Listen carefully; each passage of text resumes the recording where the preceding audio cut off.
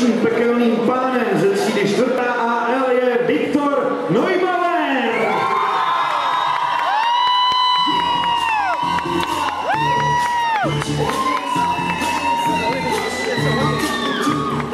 Viktor nesnáší slovo ne.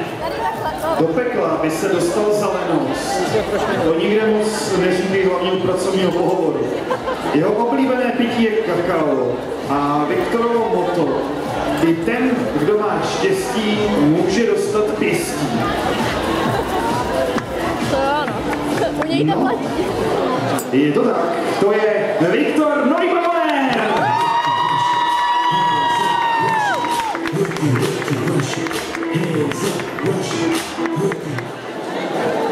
Další krásnou maturantkou v krásných šatech je Martina Palková.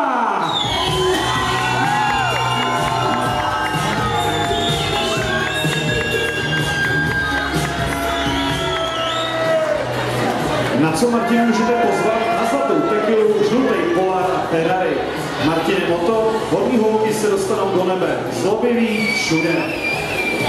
Co jí vždycky rozbrečí, Titanic a Armageddon. No a hříšná vlastnost, až moc velká upřímnost. To je Martina Palková!